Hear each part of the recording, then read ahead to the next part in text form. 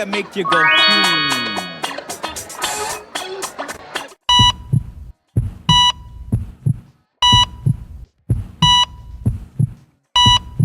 Bienvenidos a Punto de Quiebre. Hoy nos adentramos a un espacio donde la vida y la muerte se unen, la unidad de cuidados intensivos, un entorno de alta exigencia donde el personal de enfermería despliega una labor invaluable. Detrás de la dedicación y la profesionalidad, por supuesto, se esconde una realidad silenciosa pero palpable, el estrés laboral.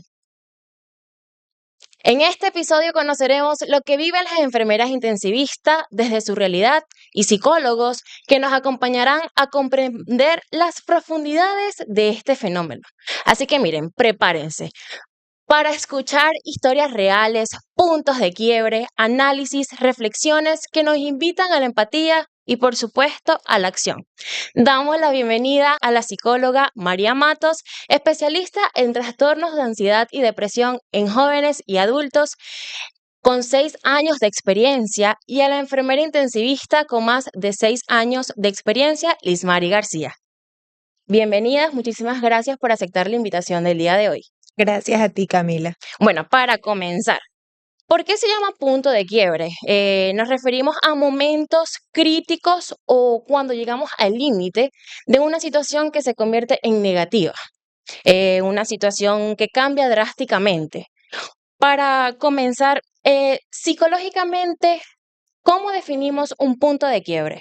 A ver, el punto de quiebre creo que puede ser el momento en el que el ser humano se vuelve muy vulnerable ante una situación que es inesperada, que bajo ningún concepto se lo esperaba, y es como que la vida me está desafiando a ponerme en este punto donde no sé si voy a poder o no voy a poder.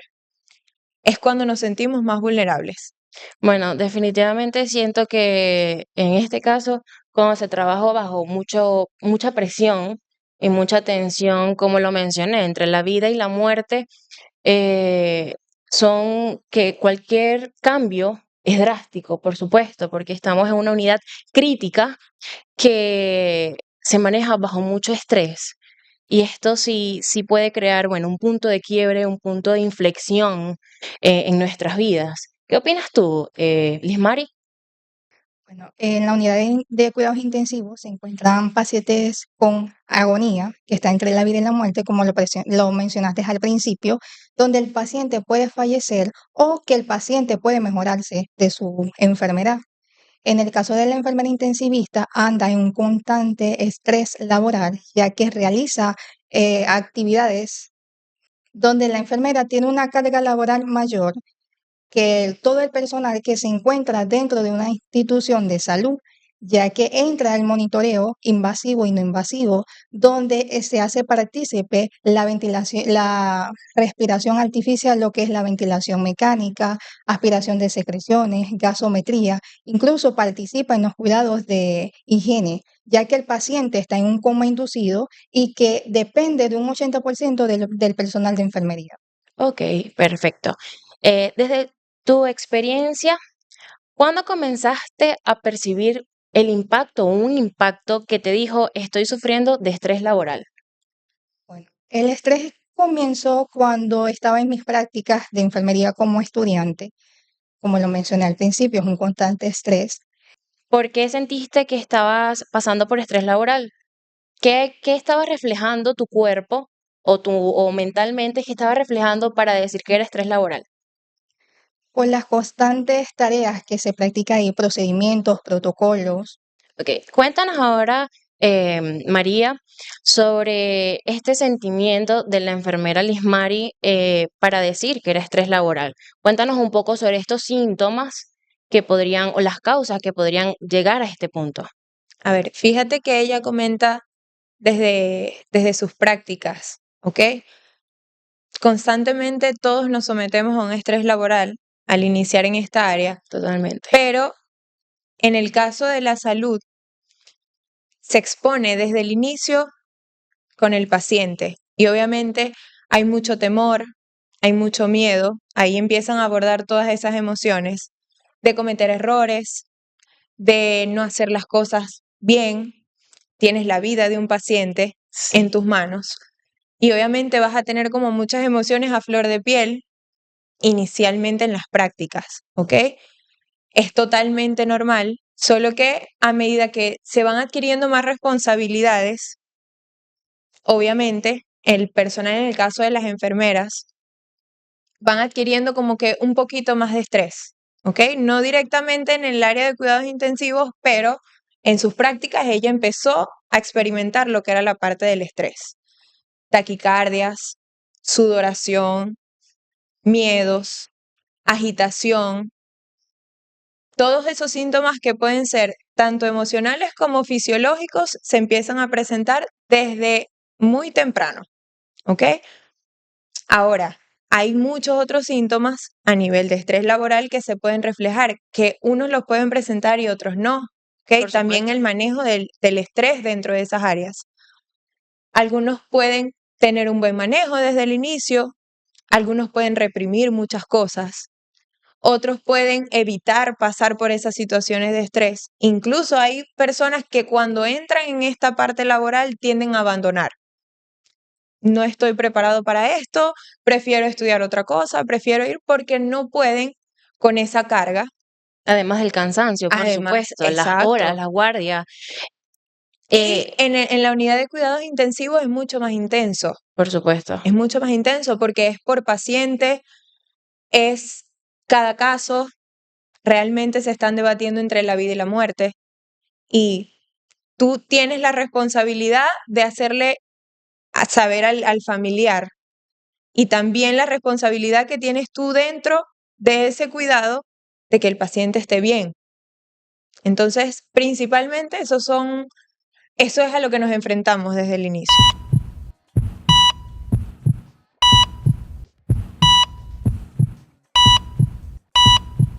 ¿Sabes qué? Una de las razones que a veces se pregunta uno, hasta uno mismo se lo pregunta, ¿realmente estoy sufriendo de estrés? ¿Estoy pasando por estrés? Y cuando preguntas a una persona, es irónico porque te dice, ¿sufres de estrés? No, yo estrés, mi alma, si yo soy la persona más relajada que existe. Y realmente es como uno de los síntomas, pareciera que fuera como silencioso, porque quiero llevar todo bajo control. La persona que dice, no, yo no sufro de estrés, es, dame esto, yo lo hago porque a ti no te va a salir bien. En cambio, si yo tengo el control, va a salir bien.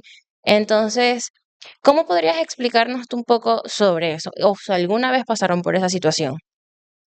A ver, es que dentro del estrés, evidentemente tiene que estar el control, ¿ok? Pero te das cuenta que tienes un exceso de estrés cuando todo debe salir a la perfección. Ahí Correctamente. el término de la perfección te sale a flor de piel desde el inicio. Yo quiero hacer todo, yo quiero manejar todo, nada va a salir bien si yo no lo hago. Entonces, esa parte del estrés o de manejar el estrés tiene que ir de la mano con el autocontrol. Cuando yo empiezo a tener mejor autocontrol, no empiezo a tener ese estrés constante. Todos los días experimentamos estrés. Sí, Todos los días. O sea, el estrés forma parte de tu día a día. Por así es. cualquier cosa tú te puedes estresar. Pero hay personas que lo llevan a un exceso, que puede ser el distrés, que es cuando ya empiezas a experimentar De forma negativa. la parte física, empiezas a tener enfermedades, empiezas a somatizar todo eso que no estás digiriendo de la forma correcta internamente, ya lo empiezas a exteriorizar. Enfermedades cardiovasculares, enfermedades mentales, enfermedades virales. De cualquier manera se puede ir presentando, pero principalmente en la parte del autocontrol. Exactamente. Bueno, queremos saber, Lismari, que describas un momento particularmente desafiante que haya marcado tu punto de quiebre. Cuéntanos un poco de algún momento que haya marcado, wow, está pasando esto en las unidades de cuidados intensivos, por supuesto. Una vez en una jornada laboral, había un paciente que ya estaba a punto de egresar de la unidad. Hemodinámicamente estaba estable, sin soporte de drogas vasoactivas, o sea, cuando hablamos de un medicamento específico para ayudar Ok. a la actividad del corazón, vemos que vi que el paciente hizo cambios electrocardiográficos y la frecuencia cardíaca empezó a disminuir. A ver eso, el paciente estaba en paradas cardíacas. Ok. Fue algo como que impresionante Wow. porque el paciente ya iba de egreso. Y de un momento así, cuando ya le das la noticia o el médico da la noticia de que no, tu paciente ya está, ya va a ir a hospitalización y entrar en ese momento uno quede como así, como que, ¿en qué momento? ¿Cómo pasó? Aunque de hecho ya el paciente tenía antecedentes cardíacos. Ok, nos comentas que te sentiste como, cuéntanos, ¿qué pasaba por tu mente realmente? ¿Cómo actuaste en ese momento? ¿Qué pensabas? Efectivamente era como un shock, un wow, si él estaba bien, si él iba a salir del área crítica, porque ya se estaba mejorando. Entonces, dime, ¿qué pensó Lismari como enfermera intensivista en ese momento? En ese momento se cruzaron las emociones, como Por supuesto. de qué momento pasó esto, como ahora qué respuesta voy a tener como para los familiares, porque ya le dije, está bien, mire, esto es lo que le pertenece, sus cosas personales, sus medicamentos, y llegar a esa etapa es como que en qué momento. Sin embargo, enfermería se caracteriza, debe de tener una actitud proactiva, o sea, adelantarse al acontecimiento. Al momento que pasó eso, y hicimos los protocolos de maniobra de RCP y actuamos. Perfecto. ¿Cómo te sentiste después que pasó eso? Es decir, eh, cayó en lo que lo que nos comentas. Efectivamente, todos los pensamientos que vienen, qué le voy a hacer a los familiares, qué le voy a hacer al médico, si yo ya él iba a salir, si él estaba bien, si él estaba estable. Pero ahora bien, cuando pudiste estabilizarlo, por supuesto, supongo que un suspiro, tranquilidad. ¿Qué pensaste? El paciente lo pudimos sacar de la parada cardíaca, pero hemodinámicamente quedó inestable. Por supuesto. O sea, se tenía que seguir quedando en las Quedando en- unidades de cuidados. Cuéntanos ahora, María, su reacción. ¿Cómo reaccionó Liz María en ese momento? Bueno, fíjate que eso es una situación como realmente es un punto de quiebre, Bastante, ¿ok? definitivamente. Realmente es un punto de quiebre porque no se espera. Y cuando un paciente está en la unidad de cuidados intensivos, están esos picos. El paciente puede estar bien y de un momento a otro puede desmejorar. Para ellos, en la parte de la salud, siempre tiende a ver como que a ver qué hicimos o qué no hicimos. ¿Pasó algo? ¿Realmente fui yo? ¿No fui Si no yo? le dimos el medicamento, hicimos esto mal, no llevamos Comienza a no vimos el monitor autojuzgarse. a tiempo. Entonces, ahí viene mucho el evaluar primero qué hice yo, porque el paciente no está haciendo absolutamente Claro, es un nada, paciente sino crítico, por qué supuesto. hice yo, ¿ok? Viene el autocastigo a través de los pensamientos, Sí, a empezar a culparme. Quiero ver primero qué hice yo, pero en ese momento el estrés es tan grande que yo estoy como en una similitud de quiero ver primero qué hice, pero también tengo que sacar al paciente de esta situación. O sea, ahí la parte de los pensamientos por un momento se puede nublar y te aseguro que ahí en ese momento dijo, pues lo tengo que sacar de ese paro y claro. listo. Y ni siquiera te permite bloquearte. No, Voy a pagar un es momento. que en No, ese nada. momento no Es te puedes la bloquear. vida o la muerte, En ese definitivamente. momento no te puedes bloquear y es una de las cosas a las cuales ellos se someten porque necesitan una respuesta inmediata. Es un trabajo bajo presión siempre. Totalmente. Es un trabajo bajo presión. El responder o ellos deben contar con la parte de resolución de problemas.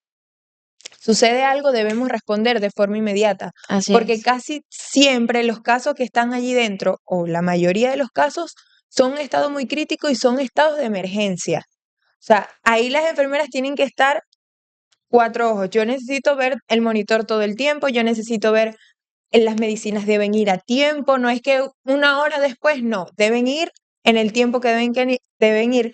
Incluso creo que allí dentro hay varias enfermeras para casos específicos, no es que una enfermera para todos, Y no, y sino que además, es por cama, por casos exactamente, específicos. sí.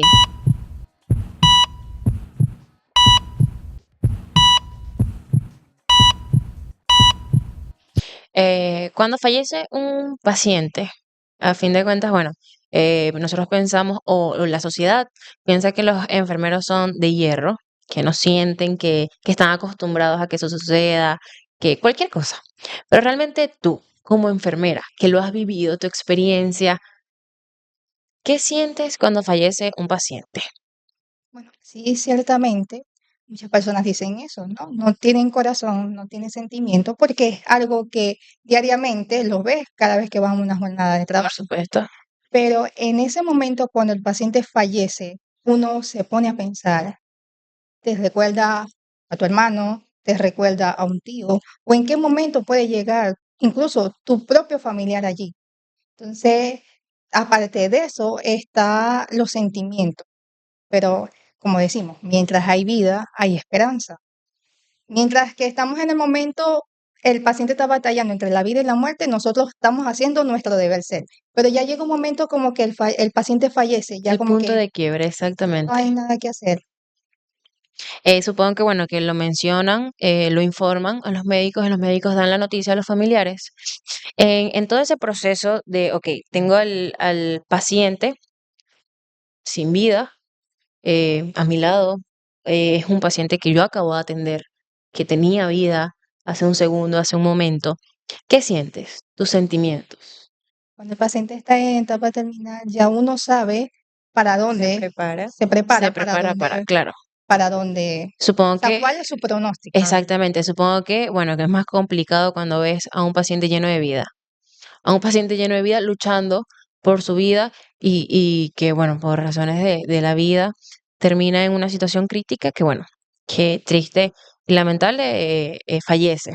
Ahora bien, ¿has asistido alguna vez, desde tus años de experiencia, que son 6, has asistido alguna vez a una consulta psicológica? No, en realidad no ha existido. No, bueno, vi por allí que según un estudio psicosocial realizado por la Escuela de Psicología de UCAP, la mayoría de la población se considera optimista, pero el 30% sufre niveles altos de ansiedad y depresión. Bueno, el 89% desconfía del otro y el 37% percibe miedo colectivo. Bueno, del 10% acude a algún psicólogo o psiquiatra. Ahora cuéntanos, María, ¿cuántas enfermeras han asistido a una consulta psicológica en tu consultorio? ¿Cuántas enfermeras has tenido? A ver, he tenido varias, pero evidentemente el porcentaje es muy bajo, Ok, es muy, muy bajo. Pasa aquí que, como en el caso de mi amiga aquí presente, me siento con la capacidad de afrontar cada situación, ¿ok? O que esto no me afecta, o que esto, y en un principio sí, puede ser así, ella puede ahorita no sentir ningún tipo de malestar dentro de su área y no se ve en la necesidad de de asistir a asistir a consulta una consulta. psicológica, ¿no? Pero luego van pasando situaciones, pongamos que se le presentan en una semana múltiples casos donde mueren todos esos pacientes. Ella se está sometiendo a una serie de emociones constantes que son significativas, que pasan por debajo de la mesa y es como que yo tengo que salir de esto, es mi Lo voy a trabajo, superar, estoy no tengo acostumbrada. porque no tengo tiempo, porque es una de las primeras cosas que se dice dentro del área de la salud, no tengo tiempo para sentirme mal, no tengo tiempo para enfermarme, no tengo tiempo para ponerme a pensar qué hice, qué no hice, yo tengo que continuar. Así es. Y es muy bajo el porcentaje. Las que han ido han tenido como esa introspección de tengo que seguirme formando en la parte emocional para seguir afrontando estas situaciones, o a veces también puede suceder que se creó un vínculo un poco más allá con el paciente y esa muerte me afectó. Esa muerte me afectó y no sé cómo manejar esta situación. Era un paciente que ya yo traía de hospitalización, era un paciente que cayó en UCI, Que siempre estuve con él. estuve con él, compartí, logré hablar y de repente no está. Ahí se creó un vínculo A veces se quiera o no se quiera, se crea el vínculo, Por supuesto, ¿ok? y somos humanos, Comparten todos totalmente. los días, ellas están bajo el cuidado de ellos, sienten una gran responsabilidad. Incluso ahorita cuando le preguntaste cuáles eran esas emociones luego de que el Que paciente fallece, la culpa a veces es uno de las emociones que están ahí sumamente Totalmente. presente. La impotencia, más que la tristeza, porque en ese momento no sientes tristeza como tal. Sientes es mucha impotencia, mucha culpa, que luego eres capaz de dejarlo a un lado, depende también del vínculo que creaste con el paciente y la profesión en esa parte. Pero uno de los síntomas principales o de las emociones principales es la culpa. Sí, ¿Qué hice? ¿Qué no hice? Como lo veníamos hablando anteriormente. porque pasó ¿Por qué esto, fue pasó mi culpa, esto? Si realmente no venía estuve pendiente, mejorando, así es. ¿cómo desmejoró tan rápido? ¿En qué momento pasó esto? Empiezas a buscar como que cada detalle, incluso empiezas a mirar el monitor como que qué faltó, qué no faltó, Y qué le siempre puse, fuiste qué no tú, le o sea, puse. la culpable siempre fuiste tú. Sí, O sea, no es, bueno, ya venía delicado, ya venía crítico, era una posibilidad, era, no, siempre siempre que entran porque ahí yo, se tiene la esperanza de que así es, que se vuelva, pueda así salir de es. ahí para no darle la noticia al familiar de que fallece, pero indudablemente Es una es posibilidad, una posibilidad, una es una posibilidad. posibilidad. Incluso abordándote un poco desde la parte personal, yo tuve una experiencia muy de cerca, se la estaba comentando antes de que iniciáramos. Uno de mis sobrinos de 5 años, por una neumonía, tuvo que caer en UCI. No estaba completamente sedado, él estaba muy consciente de todo, pero allí yo tuve el papel de ser psicóloga y familiar en ese Familia, momento, porque era un niño. Él no sabía a lo que iba. Él sabía que iba a estar solo y me tocó a mí, por ser la psicóloga de la familia, me tocó a mí la tarea de decirle, mira, vas a entrar en cuidados intensivos, aquí van a haber personas que te van a cuidar. Tuve que tener con él una preparación muy minuciosa porque era un niño y iba a estar solo todo el tiempo y él estuvo ahí 7 días. Como familiar lo viví, como profesional también, porque yo claro. tenía que estar al pendiente de que él se mantuviese, que no surgieran emociones, de que no llorara, de que no se pusiera agresivo, porque era un niño, Y él no se solo al quería... niño, a fin de cuentas, bueno, tú mismo lo acabas de decir, tu familiar, Sí, entonces era, ven acá, vamos a ser optimistas, que en ese ajá, momento no lo hay.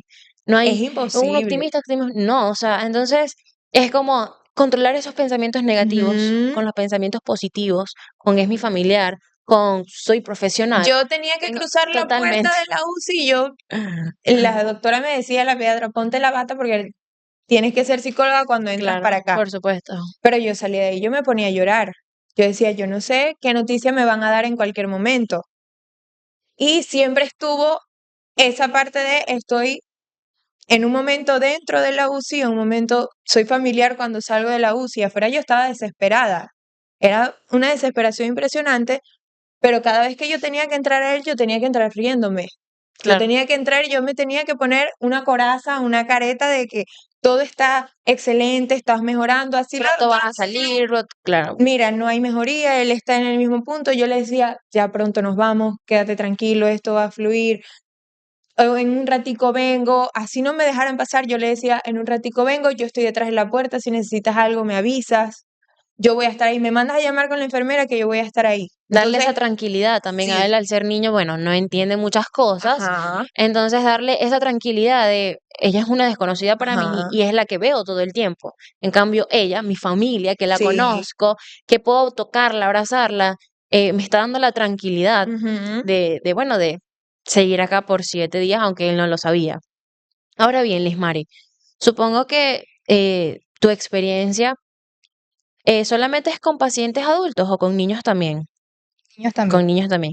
En ese caso, ¿tú sientes que es algo distinto? Que tus sentimientos se mueven de manera distinta cuando se trata de un adulto que, bueno, ya ha vivido varios años de su vida a un niño, que en este caso, bueno, 5 años, el familiar de María. ¿Es distinto o es lo mismo tus sentimientos? Digamos que es una vida, independientemente sea Por supuesto. adulto o sea pediátrico. Pero uno se inclina también más, es un niño, apenas va empezando, porque tuvo que nacer así o porque tuvo que pasar por esta Por este enfermedad momento. o este Así es. momento y uno queda como que siempre cuando hay un paciente pediátrico en la unidad, incluso ahí están las dos áreas, está pediatría y está adulto. Uno cuando ve un niño, hay niños que ingresan de 2 meses. Uno cuando lo ve como que, ay, pero ¿qué le pasó? Y uno se queda como que, ay, y entonces uno se pone como que, ay, Dios mío, ojalá que salga de aquí, que Dios tome el control. Así, y bueno, como tú dijiste, son vidas. Ya sea adulto, ya sea que haya vivido mucho, ya sea que apenas haya naciendo o lleve pocos años de su vida, es una vida. Entonces, por supuesto, uno nunca va a querer que falleció o dar la noticia o pasar por ese momento incluso. ¿Sabes que 9 de cada 10 venezolanos presentan algún grado de vulnerabilidad con respecto a su salud mental? ¿Qué, qué te hace pensar esto? ¿Crees que los venezolanos pasan por mayor estrés o mayor vulnerabilidad con respecto, bueno, a su salud mental? Mira, el venezolano tiene la característica de ser como muy echado para adelante. Así es, totalmente. Es como que yo tengo la posibilidad de seguir, no tengo que ir directamente al psicólogo. Si yo puedo solucionar, yo Todo lo bien. puedo hacer. Si esto no me genera ningún conflicto y yo puedo avanzar, yo lo voy a hacer. Ahorita se le está dando mucho más auge a la salud mental y se han dado como ese permiso De poder asistir de a consultas. tengo que ir al Sí. psicólogo, tengo que Quitar ese tabú que había. puedo hablar con otra persona Sí, acerca de cómo me siento y esa persona lo va a validar, ¿ok? No asisten porque también estamos en una sociedad donde invalidan muchas cosas. totalmente. Además, bueno, es algo que sí he notado que la generación de hoy en día sí ha asistido más a consultas que la anterior.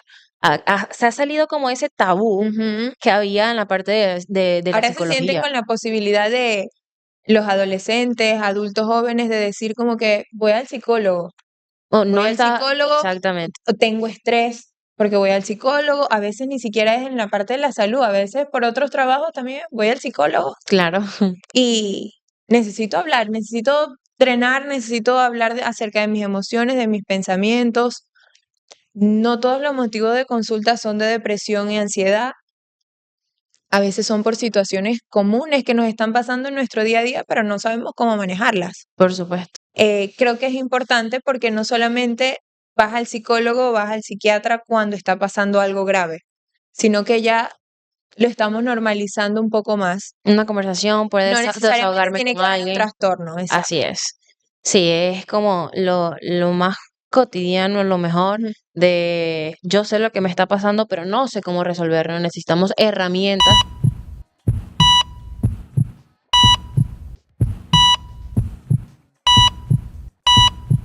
Ahora bien, si pudieran enviar un mensaje, esta pregunta es para ambas. Si pudieran enviar un mensaje a otros profesionales de la salud o a la sociedad en general sobre la realidad del estrés en las unidades de cuidados intensivos, ¿cuál sería? A ver, es real. Lo principal es que es real, que no es un estrés que es ficticio, que se puede disimular o que se puede enmascarar. Que no estoy haciendo drama. Sí, También es importante ponerlo, enfatizarlo. sí, hacer ese énfasis allí, que es real, que el estrés en la unidad de cuidados intensivos es real. Ahí tienes que funcionar porque sí. Y el estrés es una de las cosas que te mueve a funcionar porque sí. Si no sientes estrés, no vas a actuar. Así es. Y ante una emergencia, tienes que actuar. Indudablemente tienes que actuar. Entonces, ¿está mal sentir estrés? En la unidad de cuidados intensivos, no. El estrés te va a mover.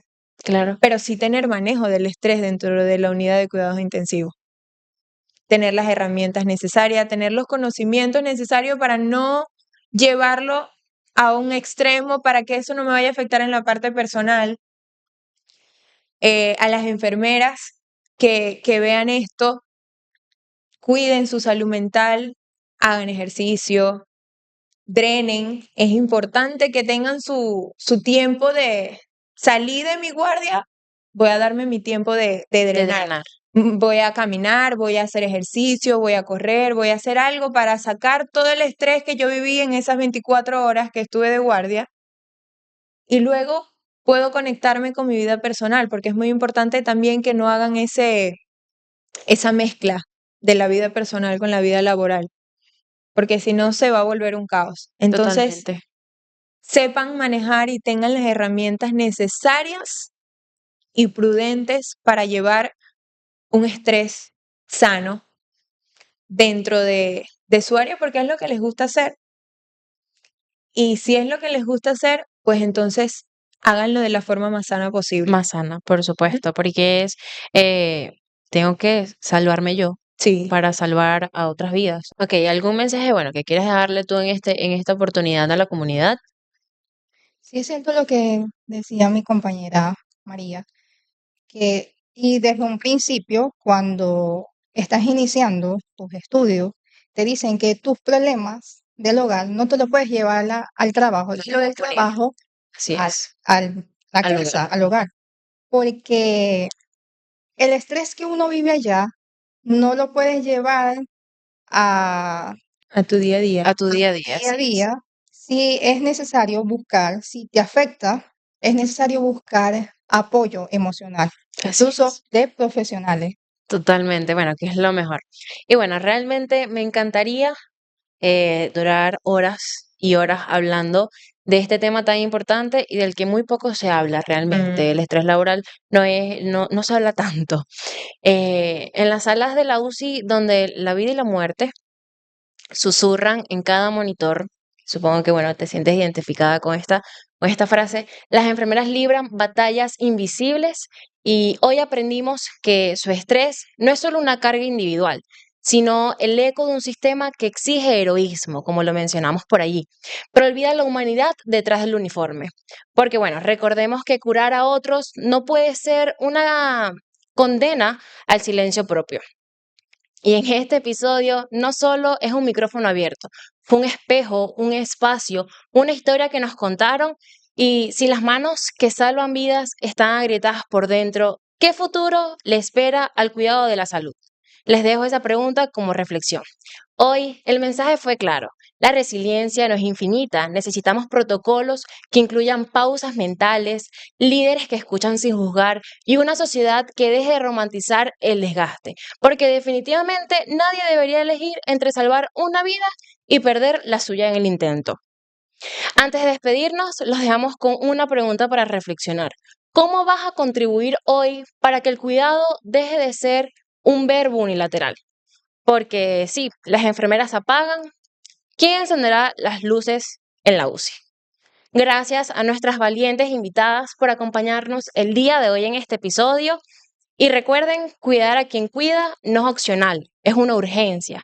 Nos escuchamos en el próximo episodio. Cuídense para poder cuidar. Y esto fue Punto de Quiebre con Camila Barrera. Things that make you go,